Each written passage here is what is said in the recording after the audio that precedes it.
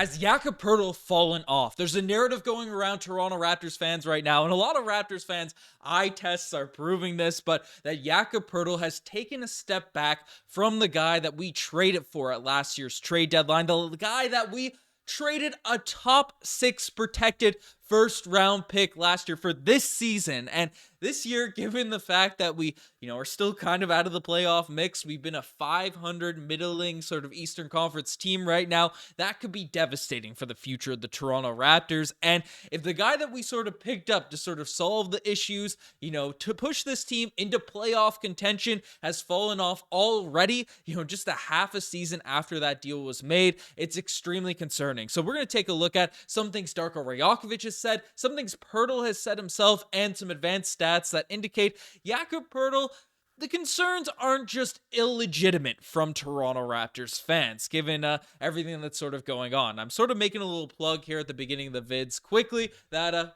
53% of you guys that are watching the vids haven't been subscribed. We're very close to 30,000 subscribers, so it would mean the world to me if you guys could hit that sub button. But let's jump into the Jakob Poeltl stuff, because one of the big narratives, one of my main gripes with the Toronto Raptors team following especially the Wizards game where we did end up winning and the loss to the Milwaukee Bucks, is obviously the horrific starts that this team has sort of been going on with. And basically Darko addressed it yesterday, talking about how, trust me, we're thinking about it a lot and trying to figure it out. The guys starting the game, they've got to bring it more. I've just thought that we didn't have the pop for whatever reason. I'm trying to detect it myself. What is the reason for the slow start? So that's what Darko Rajakovic is saying about the sort of slow starts, the starting units not really working out and things along those lines. And looking at our comment section from yesterday's vid and just Raptors, Reddit, Twitter, all these places, there's a lot of fingers being pointed the way of Jakob Poeltl, because we know he's not a shooter. We know he's not going to be spacing the floor, but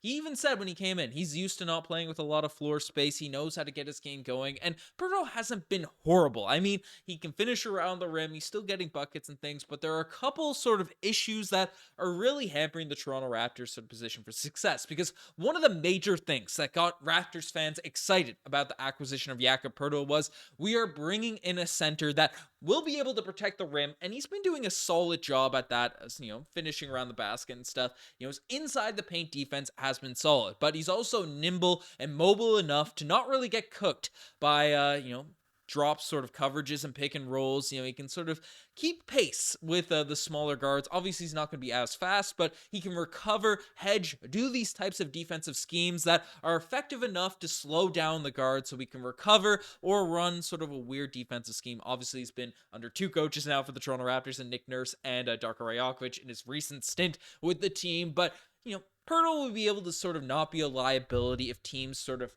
spam the pick and roll against us. And yesterday, specifically against the Milwaukee Bucks, they did that, and Poeltl just wasn't able to contain Damian Lillard. Not a lot of players are, but this is what Poeltl basically had to say, that he's an incredible player, but me personally, I was slow to react to what he was trying to do out there. He was punishing us, getting by people, getting to the rim, getting layups, and I've got to do a better job of reacting to that and being able to read that. And Damian Lillard, obviously, I believe he had 37 points in the first 3 quarters of yesterday's game, dominated the Toronto Raptors. And this is supposed to be an area where Poeltl would be able to guard the pick and roll, would be able to protect the rim and do things right. And part of that's on Coach Rajakovic to figure that out, especially, we're starting off games slow. Teams are attacking Poeltl at the beginning of the games. It's a problem, but, it's on Poeltl too, because this is sort of what he was brought in here for. This is why he was given $20 million per season. His most recent contract he signed with the Toronto Raptors. So it's a major concern that he's sort of getting cooked like that. And just from the eye tests, hasn't been blatantly bad. It hasn't been something that's egregious where we're looking at him like Aaron Baines and saying, hey, he's a complete pylon, this is a major issue, all of that type of stuff. But it is getting fairly concerning, because given the contract we gave, given how much we gave up for him, we'd expect Poeltl to at least be a net positive for this Toronto Raptors team. There are a lot of areas where he just hasn't been. Looking at the numbers, looking at the advanced stats, basically saying that, if you look at Poeltl on the court versus off the court, there is some positives. I mean, our 2-point percentage, two-point field goal percentage is obviously better with Poeltl into the game, but the rest of it kind of looks pretty ugly. And, offensive rating, you kind of get being a little bit lower given the fact Jakob Poeltl can't space the floor. The it's a lot more condensed, right? When you have a guy that can't shoot at all and he's not, a complete lob threat. Yes, he can finish around the rim really well, but he's not going to be finishing over the top of the people. If you have like a prime DeAndre Jordan, heck, even like a Mitchell Robinson and Jared Allen, one of these dudes, they can make up for the fact they don't have elite jump shots, because when the players come in, you can just lob it up and it's almost an automatic bucket. Still, there are concerns with those players as well, but Poeltl doesn't even have that sort of attribute to his game. So it makes sense why the offensive rating might dip a little bit with Poeltl into the game. But you know, the other stuff is more concerning, particularly the defensive rating, because the Raptors were getting killed at times, without a true center, without a true five. And right now in the first 11 games of the season, the Raptors with Jakob Poeltl off the court have a better defensive rating than they do with him on the court. Obviously, as I just mentioned, they have a better offensive rating with him off the court. The field goal percentage from the 2-point range definitely goes down, which makes sense with Poeltl being an effective shooter from around the net. And, high percentage buckets are when you're sort of bigger finishing at the paint. But the main sort of concern, and it's pretty significant margin, that our 3-point shooting just goes completely in the dumpster with Poeltl on the court versus off the court. For our squad, basically, dumpster is might be an exaggeration, but significant drop, at least 3% there. In the dumpster with Poeltl off the court. I'm looking at the wrong stats. Still got a little bit of a concussion, so don't mind my reading abilities right now.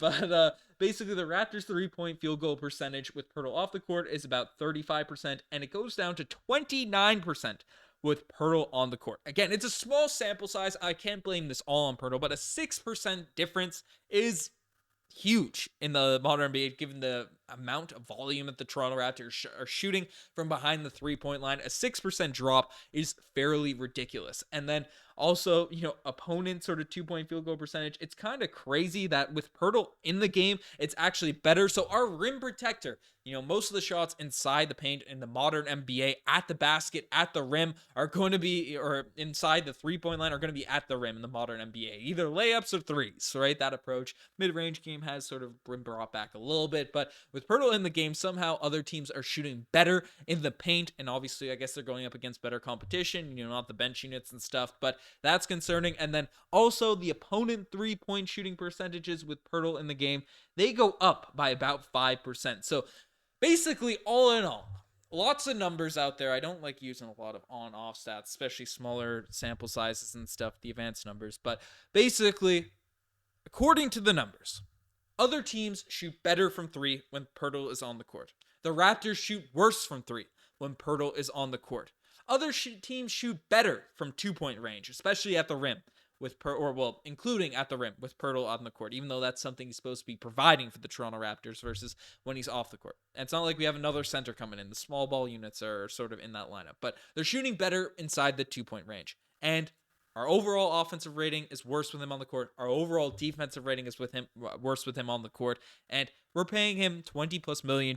I think just $20 million per season for upcoming years. We gave up a first-round pick to acquire this guy. And, again, he looks a step slow. I know he's dealt with some injuries and things like that, but it is seriously concerning. I'm not going to make the declaration that he's completely fallen off, or this isn't something that a ship can get righted, because he just does look a step slow. From the eye test, he's not moving as well as he did last season, and he did help the defense tremendously when he was acquired last year. But basically, I'm not calling that he's immediately trade him, he's the problem and all this, but Darko Rajokovic did end up starting Precious Achiuwa in the second half of yesterday's game, and the Raptors did look better in the second half. Poeltl didn't play the fourth, I believe, so it's concerning. It's something to keep a look at, see if this pattern ends up continuing, and we might have to flip him for a pick if we continue to be a mid-level team, in this Toronto Raptors sort of season where, we might be a play-in squad, we might be this, and we don't have our draft pick for this upcoming year. So